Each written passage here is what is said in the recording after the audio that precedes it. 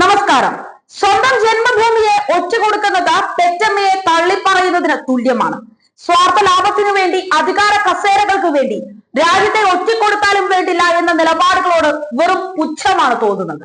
ഈ രാജ്യത്തെ ഉപ്പും ചോറും തിന്നുകൊണ്ട് വെറും മതവെറിയന്മാരുടെയും രാഷ്ട്രവിരുദ്ധരുടെയും എച്ചിൽ പട്ടികളായി പ്രവർത്തിക്കുന്നവർ ആരായാലും അവർ ഈ രാജ്യത്തിന്റെ ശത്രുക്കൾ തന്നെയാണ്.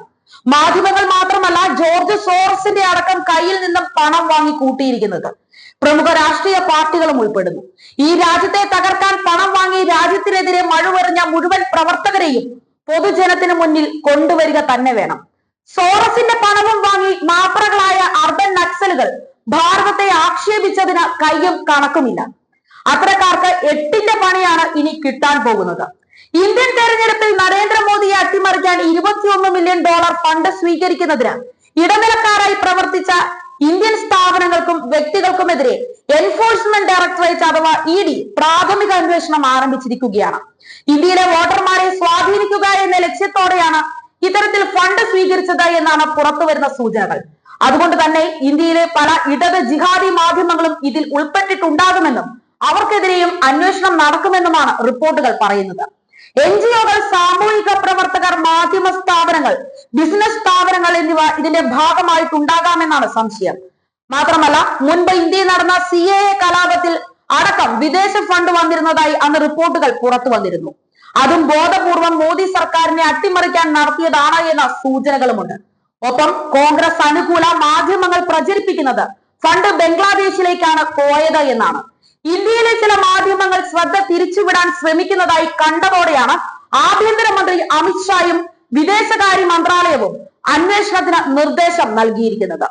പ്രസക്തമായ വകുപ്പുകളും ഏജൻസികളും ഈ വിഷയം പരിശോധിച്ചു വരികയാണ്. വിദേശകാര്യ മന്ത്രാലയ വക്താവ് രൺദീപ് ജയ്സ്വാൾ പത്രസമ്മേളനത്തിലാണ് ഇക്കാര്യങ്ങളെല്ലാം തന്നെ സ്ഥിരീകരിച്ചിരിക്കുന്നത്. ഇന്ത്യയിലെ തെരഞ്ഞെടുപ്പുകളെ സ്വാധീനിക്കുക എന്ന ഉദ്ദേശത്തോടു കൂടി തന്നെയാണ് United States Agency for International Development അഥവാ USAID ഫണ്ട് വിതരണം ചെയ്തതായി US ഭരണകൂടം തന്നെ സമ്മതിച്ചതിനെ തുടർന്നാണ് ഈ നീക്കം.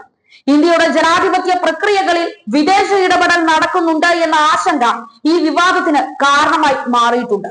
ഒമിദ്യാർ നെറ്റ്വർക്കിനെയും ജോർജ് സോറസിന്റെ ഓപ്പൺ സൊസൈറ്റി ഫൗണ്ടേഷനെ പറ്റിയും അന്വേഷണം ഉറപ്പായും ഉണ്ടാകും. രാഹുലും സംശയത്തിന്റെ നിഴലിൽ തന്നെ.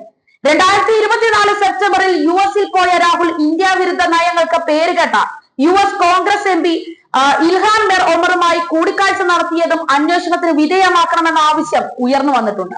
പണവിപണിയിൽ ആധിപത്യം നേടി അതിസമ്പന്നനായി മാറിയ ജോർജ് സോറസിന്റെ ലോകം അതിഗൂഢവും വ്യാപ്തിയേറിയതുമാണ്. അതിന്റെ ന്യായങ്ങളും അടിസ്ഥാനങ്ങളും വ്യത്യസ്തവുമാണ്. സോറസിന് വേണ്ടി പണിയെടുക്കാൻ ലോകമെമ്പാടും കൂലിക്കാരുണ്ട്. സോറസ് ഫണ്ട് നൽകി നിലനിർത്തുന്ന NGOകളാണ് സോറസിന് കൂലിക്കാരെ നൽകുന്നത് പോലും. മാധ്യമ സംരംഭങ്ങൾ, സോഷ്യൽ മീഡിയ പ്ലാറ്റ്ഫോമുകൾ, സർവകലാശാലകൾ എന്നിവിടങ്ങളിൽ പതിനായിരങ്ങൾ ലോകമെമ്പാടുമായി സോറസിനായി പണിയെടുത്തു വരികയാണ്. അവരിൽ എഴുത്തുകാരുൾപ്പെടുന്നുണ്ട്, പത്രാധിപന്മാരുണ്ട്, ദൃശ്യമാധ്യമ മേധാവികളുണ്ട്, സർവകലാശാല അധ്യാപകരും വിദ്യാർത്ഥികളും പോലുമുണ്ട്. മനുഷ്യാവകാശ പ്രവർത്തകരും അഭിഭാഷകരുമുണ്ട്. ഇവരിൽ പ്രക്ഷോഭകാരികളുമുണ്ട്. ഇവരെല്ലാം ചേർന്ന് ശരിയെ തെറ്റായും തെറ്റിനെ ശരിയായും അവതരിപ്പിക്കും. അതിൽ നിന്നും എന്നും ലാഭം സോറസിന് തന്നെ ആയിരിക്കും താനും.